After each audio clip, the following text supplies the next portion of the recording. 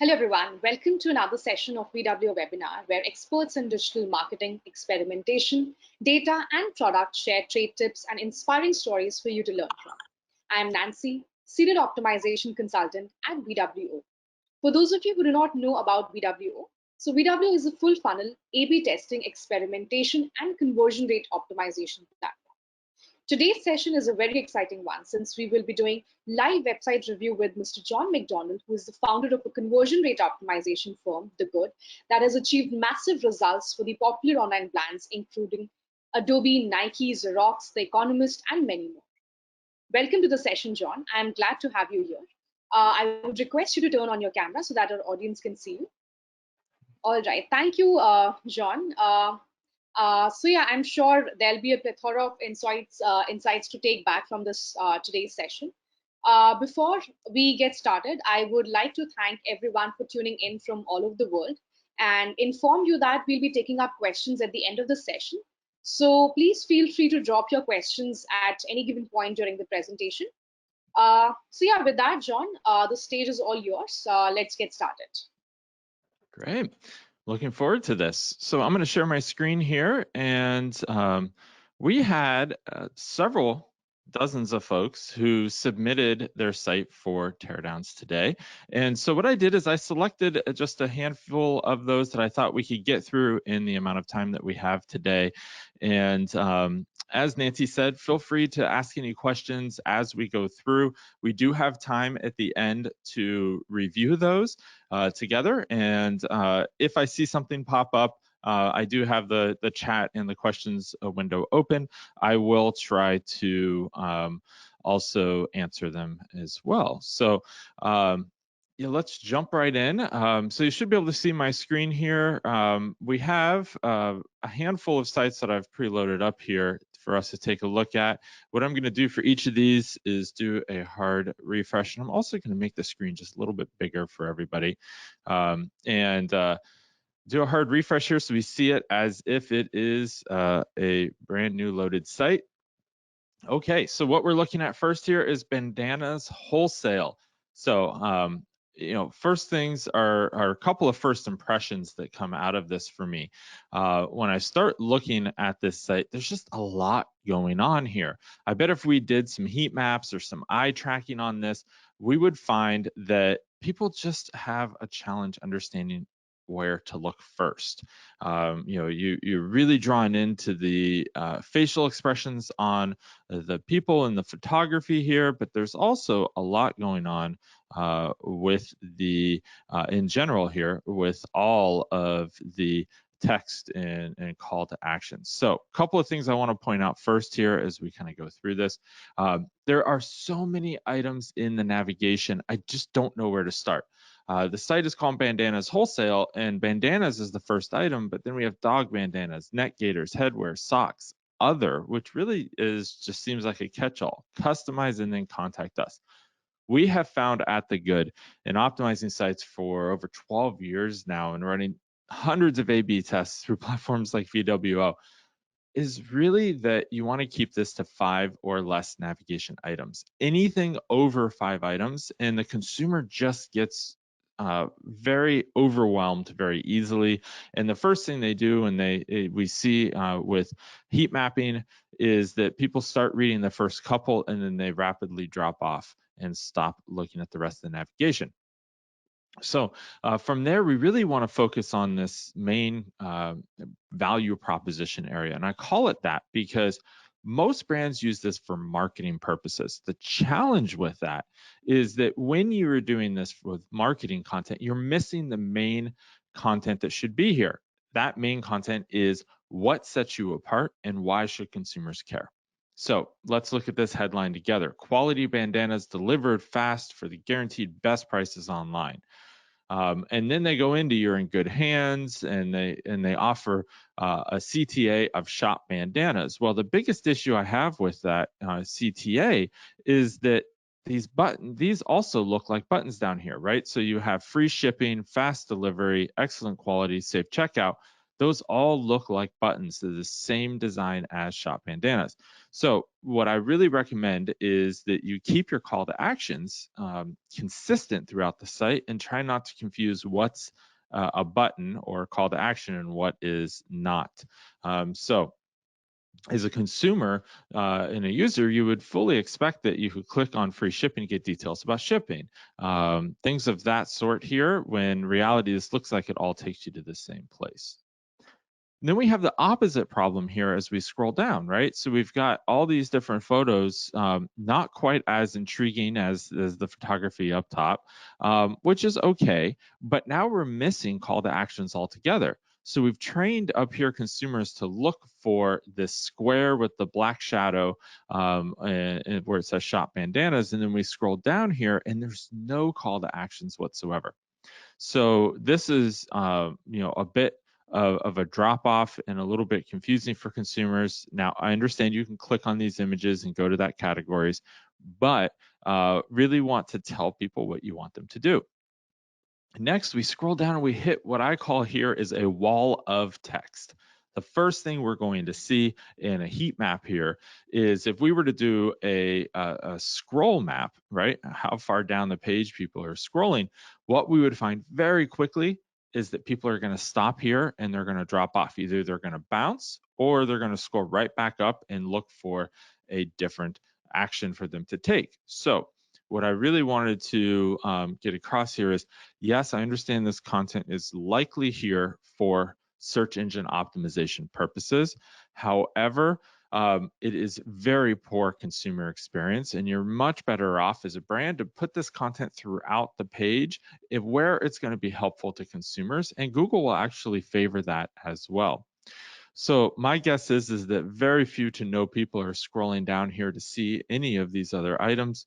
But regardless, I'm not a huge fan of this footer. I'm sure we'll have the opportunity to talk about footers some more, but a footer should really have a couple of key items.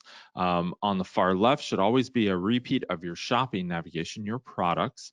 Then in the middle is the miscellaneous help, the contact, those type of things. And on the right should be all of your contact information. What do I mean by that? Well, you should always re-put your logo at the top. And then ideally you have what we call at the good, the trust trifecta. What is that? Well, it is a physical address or mailing address, a phone number, and an email address for support. Now, the idea here is very few to no people are going to mail you something or show up at that address. It could be a PO box if you wish. But consumers just want to know that if they have a challenge, they can get a hold of you. And an address, a physical address, indicates that you are a more trustworthy brand and that you have a more solid or lasting business, that they are not concerned about giving their information to, their credit card information, et cetera. So that type of three column layout for a footer works extremely well. On the left is products, in the middle is support and miscellaneous links, and on the right is your contact information, including the address, email, and phone number, ideally. And so you can also see that when you first come to the site, there's just a lot going on here. You've got this accessibility menu, you've got chat here. And when I actually first came to the site, the chat had already been popped up. So really, there's just a lot going on here to be thinking about. I would recommend first, if I was to do anything for the highest impact, is I would adjust the navigation. You can see there's only a couple under here and it's all by pack and by color. I would actually just start with bandanas, maybe gaiters and headwear and socks and leave it at that. Customize for the products you can't customize should be under each of the items, right? I can customize a bandana, put the customized link under there. I don't know what really to do with that, but it's a mix of products and a blog, as you can see as well. I would probably put those under, maybe have a clothing and then socks and can go under clothing, for instance, and really look at what consumers are really interested in the most. So do a couple of A/B tests, if you will, on the navigation itself to whittle it down to what people are actually looking for. Sort in your analytics, your top pages, and arrange your nav based on that. And then lastly, I really don't recommend putting contact us for e-commerce sites in the main navigation. I really recommend that this information goes down in the footer. We have done hundreds of tests on this, and what we have always found is that consumers will scroll down to the bottom right-hand corner of your footer and look for your contact information. That is the first action they will take. And that is actually why most brands have the chat widget in the bottom right-hand corner, because consumers immediately look down in that direction when they want to contact somebody. So that is why chat has had the trend of always being in that bottom right-hand corner. It follows that. So let's take a look at the next site here. So we're going to take a look at Supply, which is a men's grooming company, fairly well known, I believe, definitely to me. But the first thing I get here is this pop-up as soon as I have loaded this site. It says submit and save up to $30, and then asks you to answer some questions. Now, I totally understand being able to customize your marketing, your email marketing especially, and if you're using this information to collect first-party data, to be able to use it to personalize the site as well, that can be amazing and is definitely helpful. You've seen a lot of online quizzes happening lately with e-commerce sites, and those quizzes are a great way to collect that first-party data and use that data to help you to customize your marketing, email marketing, and your website. But I'm not a fan of having this immediately pop up as soon as I come to the site. And I'm not a fan of pop-ups in general. Now, I'm always telling people, imagine if your website was a retail store, right? Treat it very similarly. If you're a consumer, you walk into a retail store and a sales associate jumps out in front of you and says, hey, John, give me your email address. I'll give you a discount.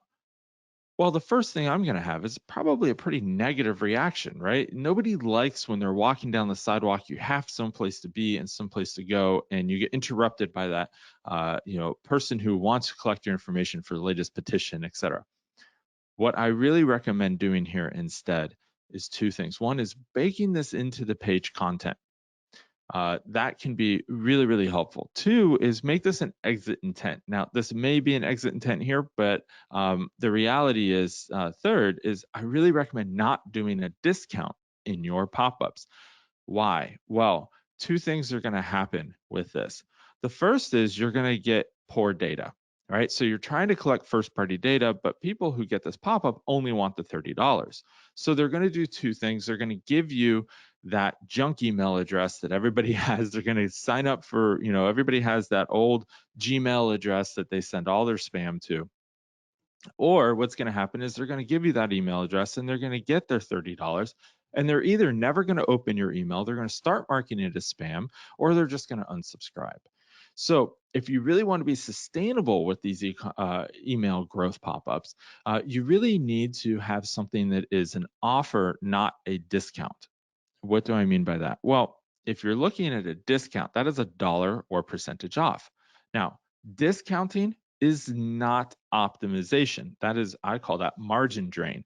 You're really just giving up a lot of money in a margin in exchange for an email address.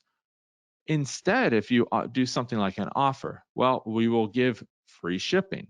Supply already offers free shipping, but you could say, hey, right now it's free shipping for all orders over $10. Well, we'll give you free shipping no matter how much you spend. Or you could say, hey, fill this out and we'll upgrade you to overnight shipping or 2-day shipping, something of that sort, right? You could also say free gift with purchase. Well, hey, if you buy this Supply single edge 2.0 razor, we will also give you one of our products for free if you sign up. So there's a lot of options here of what you can do. You just have to be a little more creative. And in fact, up on thegood.com on our website, we have an article that has about 90 or so different types of promotions you can run as opposed to offers or discounts. So something to be thinking about there. Okay, let's get in and actually look at the site now. I have a little bit of an issue with rotating, animating type of content. It really becomes a distraction and it draws the eye in. Now, at the top here, you can see that free shipping, and then it rotates through to lifetime warranty, things of that sort keeps going through. The biggest challenge I have with this, we have run hundreds of tests on these promotion bars, we call them at the top, notification bars. The only message that really moves the needle in terms of average order value or conversion rate is free shipping. Why is that? Well, we have come to find out that consumers hate surprises. No big surprise there, right? But most consumers, what happens is they have this fear that they're going to find a product they like online. And then what they're going to do is add that to cart. And once they get into the cart in the checkout process, they're hit with a surprise shipping fee. How many times has that happened to you where you've added something to the cart and maybe even the shipping's more than the product itself? Well, unfortunately, Amazon has trained all of us to expect fast free shipping, right? Well, the biggest challenge with that is consumers, when they shop direct to consumer, brands like Supply, they expect that shipping is going to be charged and they want free shipping, but they're expecting they'll be surprised. So if you put in that notification bar that you have free shipping, even if it's free shipping over a dollar amount, like they say here for $10, the reality is that you're eliminating that fear for the consumer. They've let their guard down and they're going to have a better brand experience and convert higher throughout the experience. So, highly recommend pausing this, not having a rotating notification bar, and just sticking with free shipping and returns. Okay, so let's take a look at the navigation here. They've got shop, about, help, build a box. Okay, so there's a lot of things going on in this navigation. I call this a mega nav, where you have it drop down with all of the other options here. I am a huge fan of just keeping your navigation about shop. So what do I mean by that? Well, I would almost test, the first thing I would test is moving these essentials or starter sets, shaves, skincare, and accessories as the four main items. And then I would have possibly help and maybe build a box, although build a box doesn't really tell the consumer what they're going to get and what they want. So I don't think that that's necessarily a helpful navigation item unless you have been a consumer of the brand before, in which case, at that point, you could say, okay, follow up with an email and say, hey, why don't you build a box and save some, save the hassle in the future and have it automatically shipped to you, etc. So changing the navigation to be fully product-based will help people get where they want to go quicker. Understand that with all e-commerce websites, consumers are only at the site for two reasons. The first is to understand if your brand or products can help solve their pain or need, right? So they have a reason that they came to your website. And generally, that's around solving a pain or need that they have. And then second is if they've determined that you can, they want to convert as quickly and easily as possible, just like you as a brand want them to convert. So what do you need to do is get them to the solutions as quickly as possible. Most consumers aren't ready or really want to see this about information. They want to see it throughout the page content. They want to see it on their journey of solving their problems. They're unlikely to go here first. Second, help is something that can be great for consumers, but and that's why I said you should probably leave it in the navigation here. But again, if people really need help, what are they going to do? Well, they're going to scroll all the way down to the footer here and look in the bottom right-hand corner for contact information. And instead of getting help, here I'm getting offered to subscribe to an email. And so I think that that's a bit of a challenge. And then again, in this navigation, footer navigation, since we're here, they do a great job of having the trust trifecta here, but it's in the wrong location. I would highly recommend moving the logo and that content over to the right-hand side, repeating your product navigation on the left, and then these two columns could stay. The other thing I see so often And we do a lot of eye tracking heat maps and mouse movement heat maps. And what we find in these is that the eye is always drawn to the payment icons, but they really serve no purpose in a site footer. You're not really addressing any objections because consumers aren't concerned in general about what payment forms you take. They're only concerned about that when they get into the checkout. And I don't know about anybody listening to this, but I can't tell you the last time I've been at an e-commerce website and they did not take at least one form of payment that I had available to me, right? So really give that some thought around what, if you need these icons here. Generally, I would say no and just eliminate them. They become a distraction. And put them in the checkout where consumers are going to be using a payment form. Okay, let's take a look at the product detail page as we go down here.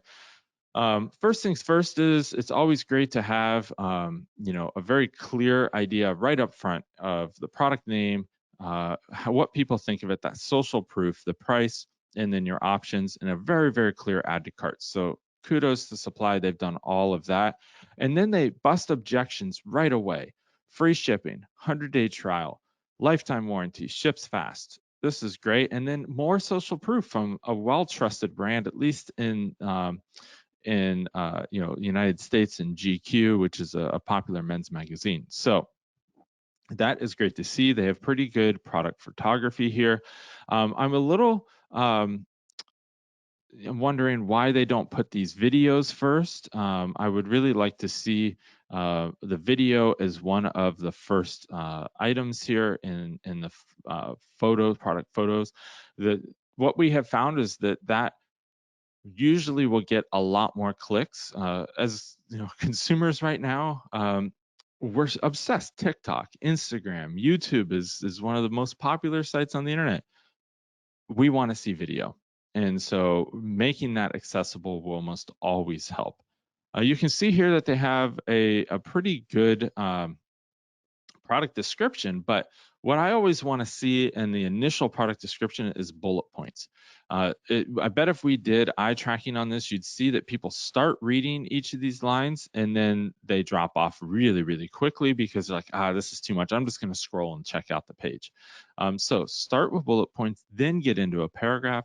We've done a lot of tests on this. I'm not a huge fan of what we call accordion navigations. So you can see what's included is under this accordion nav, FAQs, and how to use. The challenge with that is very, very, very few people will actually click on these accordion navigations. And so that information just goes unseen and it really does not aid in the shopping journey. So if it is truly important information, it should just be displayed on the page, right? So what's included, I think that's probably pretty important to know what you're buying. I would almost put these three items very clear up here in the description. And then frequently asked questions. Now, if you've ever seen me speak before, you know I have a pretty hard stance on FAQs. My thought on FAQs, if you haven't, is that frequently asked questions like this is where good content goes to die. Why? Well, again, most people aren't going to see this, but I do give Supply a round of applause for putting this on the product detail page and not just having a blanket FAQ page on their site. It's great that they've baked this into the product detail page, but what I would do is, again, have this content showing as opposed to hidden behind a click. If they truly are frequently asked questions, you want to make them easy to view and see. Okay, and then they back to social proof. This is all really great social proof. Now we're getting into some videos about how to use. I think that's really great to see. Love the preview video here. It's very clear how showing it in use. I would almost put this video as one of the product videos up above. I understand it's a widescreen video, but it's something that I think would really help the product and make sure it gets seen if it was further up on the page. Now we get into some product photography and more of a description. The photography on this site is really, really well done. So you can tell they've really put some effort into it. Now we're starting to, again, bust some objections. This is content that I would actually move higher up on the page. You're really showing the value of why you should spend more on a razor and how you're going to save money versus how you're going to be wasting your money with a disposable razor. So something to really be considering here is moving this higher up on the page. Now, I am always a fan of having these add-on products. There's a couple of challenges here. One is curated for you. They're trying to make it sound very personalized, but the problem is they don't know me. And as a consumer, I'm like, curated for me, AI, you don't even know who I am. This is my first time to the site, or, so I would almost say something along the lines of what has tested and worked very well has been something along the lines of, frequently purchased with this product, and that tends to do extremely well. So the other thing here is you have this quick shop, which brings up a popover. So I think that this is great because most brands, what they'll do is just do an add to cart here. The challenge with that is nobody is going to add to cart based off of a simple preview image, headline, and price. So I love that they've done quick shop, although what I would change here is just have the quick shop button and call to action underneath each of these, not relying on somebody to roll over to be able to take that action. Okay, customer reviews. Now, here's what I would always recommend doing is with customer reviews, have a few highlighted. So many brands on their product detail page will have an endless scroll of reviews, as you can see here. Now, Supply does a couple of amazing things with their reviews that I'm a huge fan of. They've checked all the boxes here besides the number of reviews. They show the average star rating. They show the breakdown of these. That's all content that people are interested in case you want to see, the couple of people who had an issue and what their issue was. You can click on that and view those, right? But the other thing is they show them by date, which is extremely helpful for consumers. They want to see the most recent reviews first. Then they show verified, and some of them have photos. They're short and to the point. This is great. And then you also get Patrick, who is actually responding. If you don't know Patrick, I believe he's the founder of Supply. So the reality is this is great content because they really, consumers, the number one things we hear from them that they want to see in reviews is simply that they have interactions with consumers, right? So if you have an issue that that the brand cares, that they actually want to get a hold of you and actually make it right if you have an issue. And you can see here, it does have a learning curve for those who have never used a handle like ours. This is really helpful for people who are looking for more information. And then, something like, let us know if there's anything we can ever do for you. That's just great to see that a brand is actually engaging in that way and cares. So this is all great to see. Again, hitting on that free returns and warranty and supply. We already talked about the footer. So great job, Supply. I think there's some opportunity here for growth and optimization, but obviously doing a great job here. All right, next up is Odor Free, professional ozone generators. So now I'm not a huge understanding. This is probably not me as the target market here. I don't know what an ozone generator is. So hopefully people who are coming to the site know. The brand is called Odor Free. That kind of gives you an understanding that it should reduce odors, right? So that's something to consider. I do like that they put their phone number up front and center. They have #1 selling ozone generator, which really helps bring that social proof in. But really what you're looking at here is the navigation. First thing first is they have a home icon. I should never suggest having home in your navigation. If consumers want to go to the home page, they're going to click on your logo or just use their back button and they're going to get to that home page. So always things to consider there around the navigation. You're chewing up one of those recommended 5 navigation items with home. You could easily eliminate that and simplify your nav. You also have odor type here. Now, this is where it gets interesting for me because there's a lot of different types of odors here that they talk about. So I wonder if this is a search engine optimization play. It looks like it takes you to each of these different pages for those, but I imagine the products are somewhat similar. So that's something to keep in mind if you're a consumer. It can be really helpful for driving down and personalizing. So that's I'm okay with that. I think that can be helpful for consumers. How it works, and then all of a sudden we're into products. So now I'm trying to understand, should I go by odor type or by the product? And these products, like a villa, a suite, an estate, I don't really know what that means, right? Those are types of houses, if I understand. So I don't understand why I would get each of those different ones. I think that this is something that could have a little bit of work in terms of helping people find the right ones. Then we have info center. There's a lot of info here, but wouldn't that be the same as how it works? And then reviews. I'm never a fan of putting reviews in the navigation because consumers aren't coming to your site to immediately go to reviews, right? They're going to go to the product page and then want to see reviews at that point. Again, contact us. You don't really need in the navigation. And then all of a sudden over here, we have in bright red, before you buy with an exclamation point. What do you think people are going to click on? Well, if I saw that, that's the first thing I'm going to click on. But if that's truly information that I need to know before I'm buying, why isn't that front and center? Why do I have to click on a link to go to it? Right. And it certainly shouldn't be the last item in the navigation, because the challenge with that is I may have chose the product. I may have already, most likely, have already chosen an odor type I'm trying to remove. So I wouldn't have even seen this item. So if it truly is that important that you had to put an exclamation point there, put it in red, have something alarmist as before you buy, I would really have preferred to see that up front and center, maybe even in this main marketing area here in the middle of the page.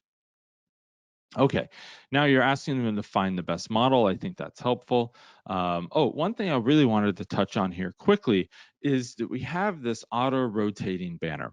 Now, there has been tons of studies done on auto-rotating banners like this, and what they have all shown is that the more items in an auto-rotating banner, the less any of them get clicked. Right. So yes, you're dividing the number of clicks by the more items, so that does make sense. But reality is what you're seeing is an exponentially decreasing number of clicks because people just get overwhelmed and they continue to scroll. And you can see how fast these are scrolling through. Say, for instance, I'm trying to read that information on the left and I'm reading through that. Oh, it's done. It moved before I could even finish reading it. That's, to a consumer, gets very frustrating. So I always recommend picking one, and you can have the circle navigation and maybe even the arrows on the side be present, but allow the consumers to click through. Now, marketing managers always say, well, John, I have all these messages that I want to get across, and a rotating banner allows me to do that. There's some simple changes that can be done. The first is have your developer put a small snippet of JavaScript on here that chooses one of these images at random and displays it on every page load. And so you could say, hey, there's 4 options, choose at random a number 1 through 4 and display that image. Right. So then on every page load, you're getting one of those 4, and the consumer can then switch through. We have tested that, and the click-through rate goes through the roof. So that is something that is, a recommendation for these areas.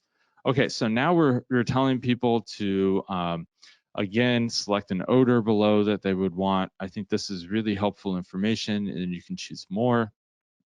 Now we're getting into the different types of products.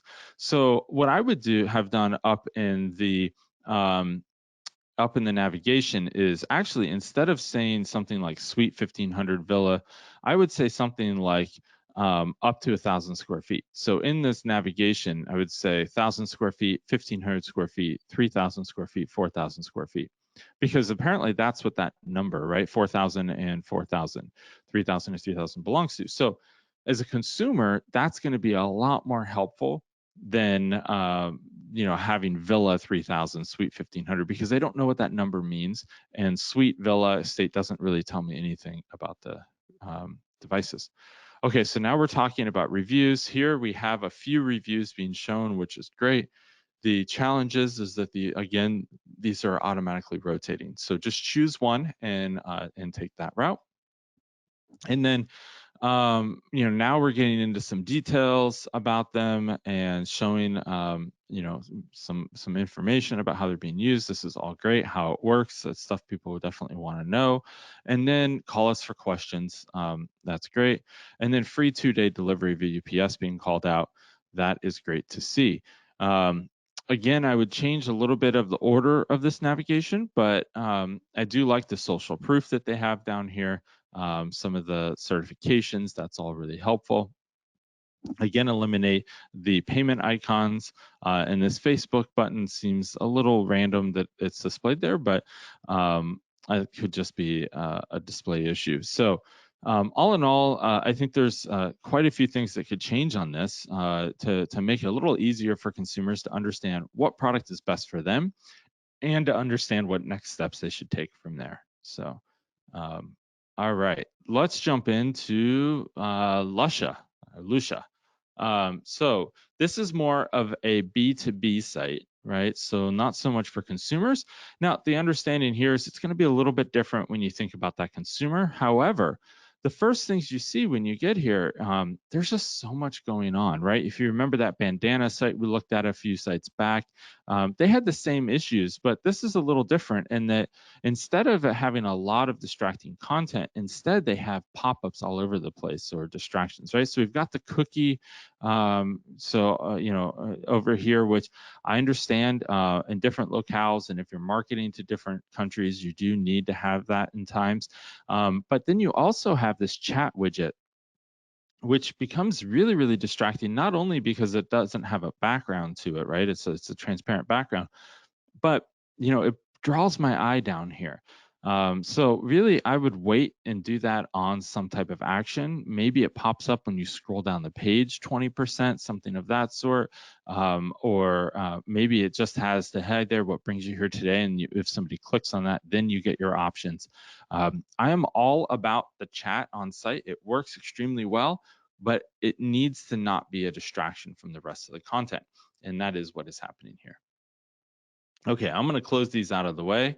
Now, the first thing that I see here is reach your ideal future customers, locate accurate B2B contact and company details. Okay, great. Very, very clear how you help me and what the value proposition is here. But the first thing that we're really trying to do is immediately convert people into starting for free and signing up, right? So the two main call to actions are enter your work email and enter your work email. Now, that could be helpful, but I do think that it's a little premature to ask for that right up front here. My guess is very few people are actually doing that at this point. If they are, I bet if we did session recordings in something like VWO, you would see very quickly that people scroll down the page, view the information, and then scroll back up and enter their email. So my guess is they likely are not ready to do that based off of this.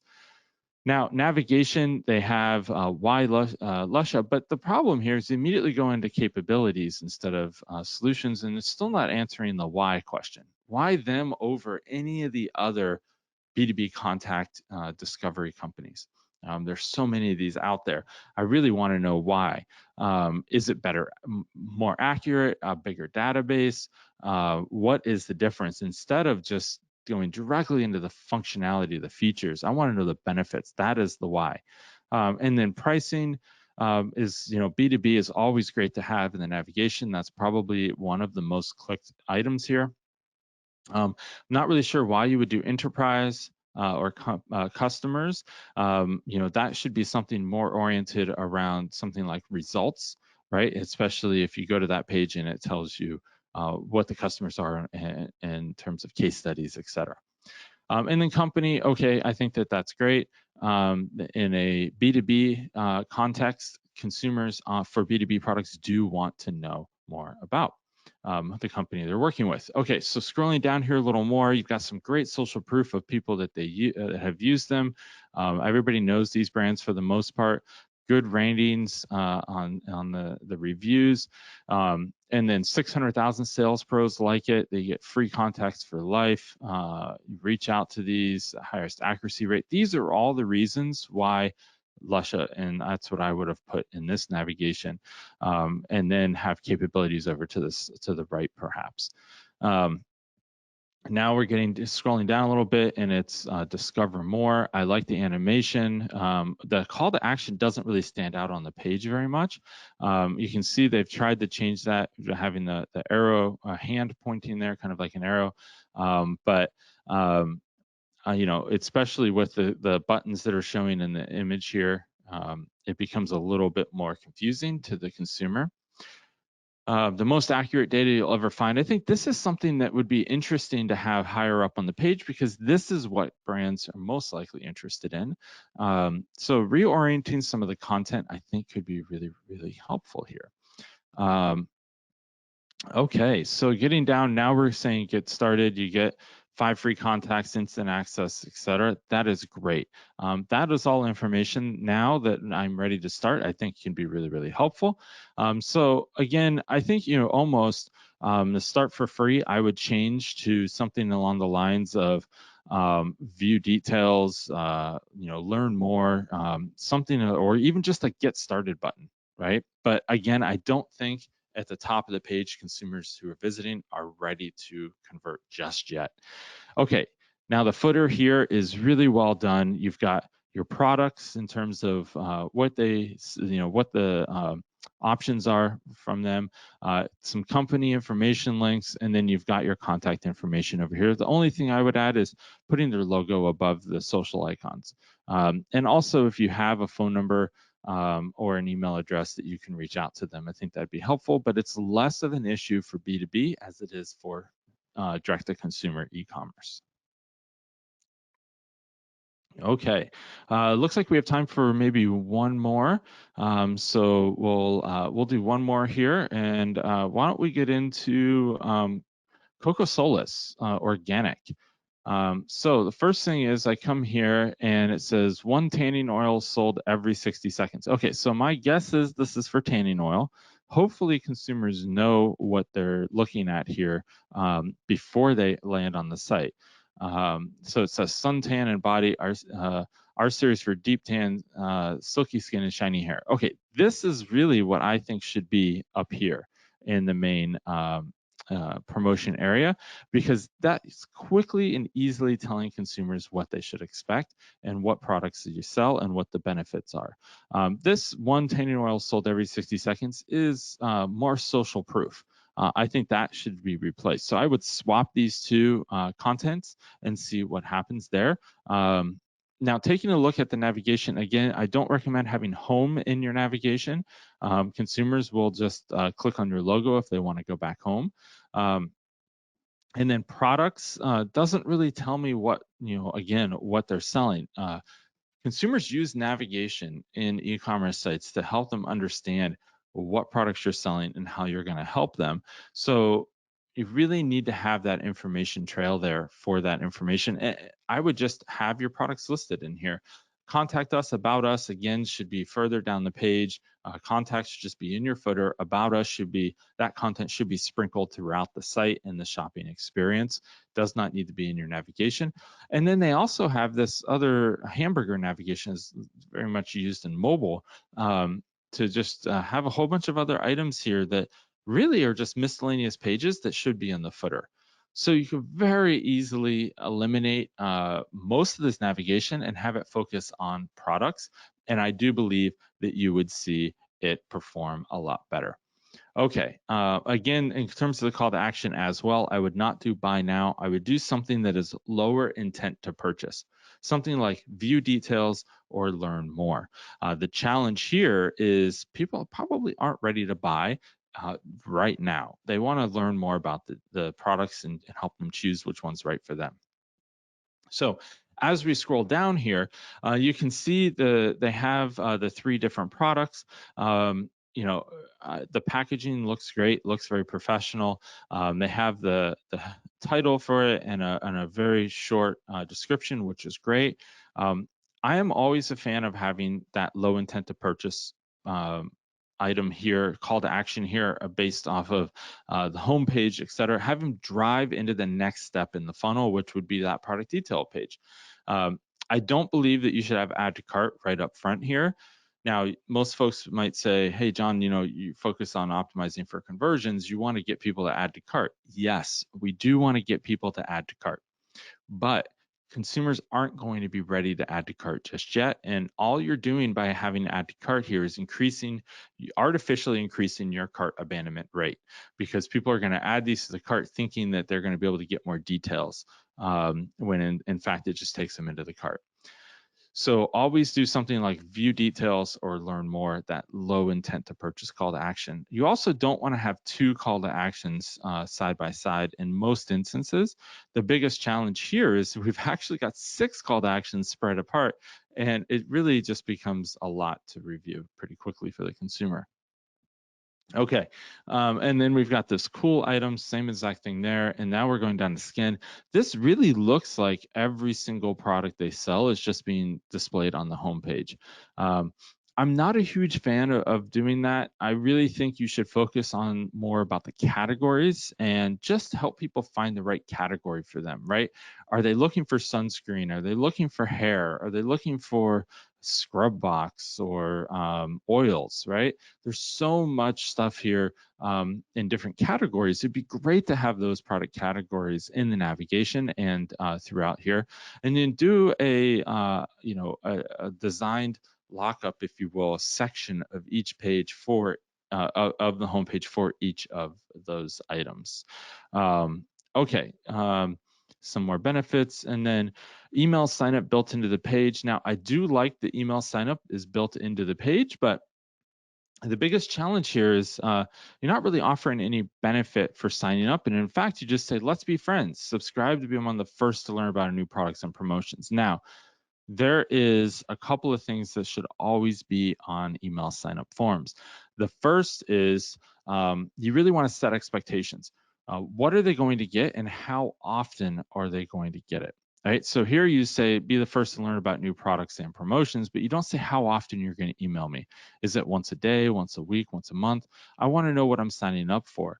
And then I'm giving you more consent in that case if you're very clear about it, so that I'm not going to be surprised when I get an email every week or annoyed by it and unsubscribe or mark it as spam.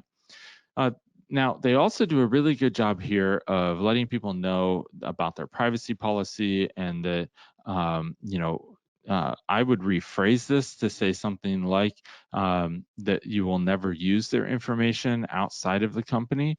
But it does say it will receive notifications for news, gifts, and future promotions. But I would just say something like, I agree to the terms of use and privacy policy and will never sell or distribute your email address if that's the case.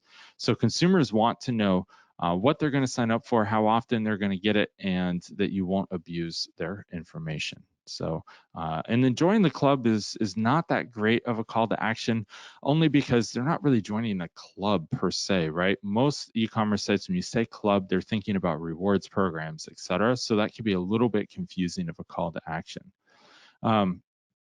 Now we're jumping into Instagram. The biggest challenge I have with these is that you can see down in the address of the link that if I click on it, it's going to take me directly to Instagram. Now, the big challenge with that is once you send somebody directly into Instagram, the chance of them continuing on with your site is very, very low, right? So you'll have consumers who click this and they get sucked into the black hole that is Instagram, and they start scrolling and they never come back to your site. So highly recommend that you use one of the dozens of apps and plugins available that allow you to have an overlay come up with the Instagram image in it, and then you can also make it shoppable. So there's a couple of really popular ones out there where you click on it, it brings it up in an overlay box, and it has the image on one side and then the product details and comments on the other. And that stuff performs extremely well. Okay, now we have secure payment icons again, not really that helpful for the consumer at this stage. And then again, I would completely overhaul this navigation. I would have the products on the left, some of these help items, etc., policy stuff in the middle, and then logo and the entire trust trifecta, as I've called it, is missing.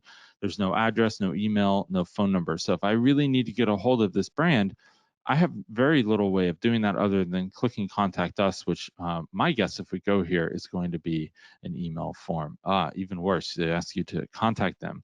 But they do have an email and a phone number and an address. So all of that stuff, I believe, should go down in the footer here. So, okay. So that was quite a bit. I'm going to leave a couple of minutes to see if there were any questions. I unfortunately didn't keep up with any of them here. So Nancy, did you want to come back on and let me know if there's any questions in the last couple of minutes that we have here? So about the questions, okay, so first question that I have for you is Mm-hmm. on product details pages. Uh, uh, you know, so some websites have these long, detail pages. They have maybe, 10, 8 folds, and some websites, keep it very small, just have accordion summary information, right? Maximum Mm-hmm. 2 to 3 folds. So what, according to you, is better?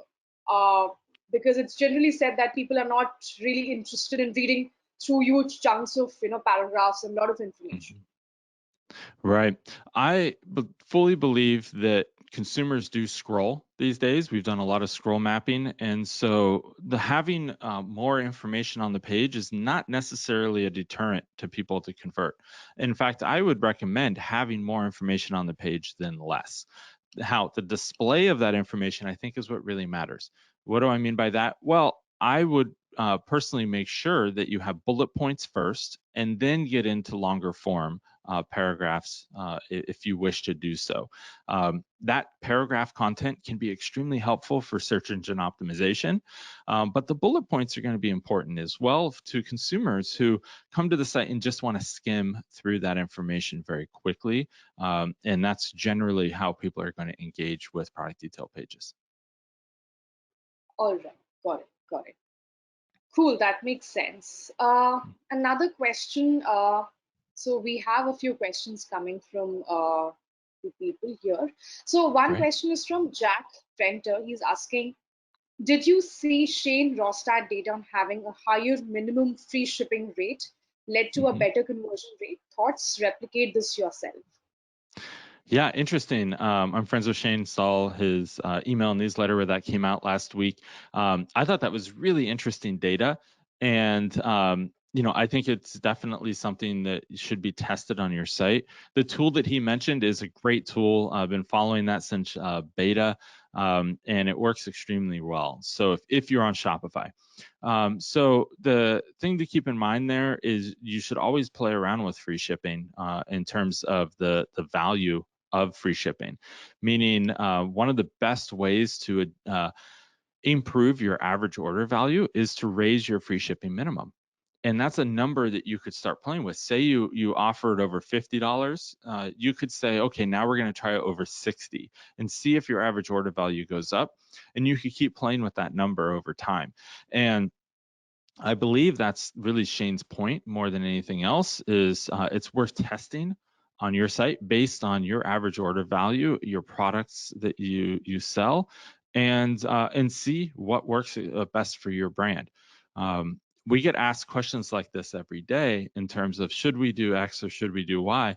My answer is usually we should test that, right? It really should be tested more than just copying what a competitor is doing or even what you read in a newsletter. I really just want to make sure you're testing it. And I think Shane made a really great point in his newsletter that, hey, this is something that most people aren't even testing and can have some pretty interesting results if you start seeing if it's going to work for your brand. All right, great. Another question that we have is, what if we have insufficient number of reviews for a particular product? Maybe it's because it's new. So how do we Mhm. increase sale of such a product? Right. Well, first things, if you have just a handful, a small number of reviews, instead of using the reviews app to display all the reviews on the page, maybe just take those 3 and put them in statically on your site. What do I mean by that? Well, just copy and paste the text onto your site, for instance, right? And highlight the best 1 or 2 or even 3 reviews. Now, if you don't have any reviews, I highly recommend just don't put star ratings on the page. Most consumers won't consider it or think about it if it's not showing on the page. They won't, look at the page and say, oh, wait, there's no reviews on here. Now, I will say that it is something that you should get more of, and the best way to do that is going to be post-purchase email flows. That works best for collecting reviews. Where it's legal in your location, you could send out free product in exchange for reviews and get more reviews in that way. That's not legal everywhere, but if it is for you in where you're located, then you could definitely do that. So you do have options for how to get more reviews. But if you don't have them, maybe just put the 1 or 2 social proof items that you do have. Maybe it's you were featured someplace in a newspaper or magazine or on TV, or you just have a quote with what they purchased and it's 1 sentence or just even a headline about in quotes from that person. So there's various types of social proof. It does not have to just be product reviews. All right, perfect. We have actually another question from Jack Mm-hmm. again. He says, if you saw that customers were scrolling up and down a collection page and not clicking any products, what could you be looking to improve, assuming the traffic quality and traffic quality and highly targeted? It's good quality basically. Right. Yeah. Yeah, if I'm seeing that, then first thing I would probably do is start interviewing some users. I would want to understand what information they're looking for that they're not seeing. And this is where something like user testing can really come in and to really be valuable to just say, hey, I'm going to find people who match my ideal customer profiles. And when I ask them to complete some tasks, well, I record their screen and their audio and ask them to just talk out loud about the experience they're having, right? So you could do this over a recorded Zoom call, for instance. Or you could, one thing I tell a lot of brands to do, especially smaller brands, is just take a laptop into your local coffee shop and say, hey, I'll buy you a coffee if while we're waiting for the barista to make that coffee, you let me ask you a couple of questions about my website. And you can qualify them ahead of time and say, hey, I'm looking to do a little customer research. Do you buy razors, right? If you're, or do you use an electric razor, right? In which case they probably wouldn't want to buy something like Supply, which we looked at. And if they fit within your demographic, then say, oh, great, can I just buy you a coffee and have you use the site and you tell me what you think? And I'm just going to ask you to do something really simple. And I just want to watch you do it. And you'll learn so much about what their objections are, what content they wish was on the site that's not there, or you'll just watch them fumble around and not be able to find the information they're looking for, and you'll gain some empathy for the consumer really quickly and be able to help adjust the site. So if that's happening, what I would do is go to session recordings, which VW has a great tool for session recordings, and you can see how people are engaging with your page and see possibly where their mouse is stopping and what content they might be engaging with in that way. And then secondly, I would really do in-person user testing. If can be remote user testing, or you could use there's great tools out there like usertesting.com, et cetera, you could go to for help on that. Great. All right. So I think with that, we would like to wrap up today's session since we're running out of time. For the audience, you guys can either reach out to me or John for continuing this conversation or learning more about CRO or VW or experimentation or anything you have question about on LinkedIn. We will be happy to answer your questions. So yeah, thank you so much, John, for doing this with us. It was an awesome session with a lot of valuable insights. And thank you everyone for attending this session, and we look forward to seeing you in our next webinar.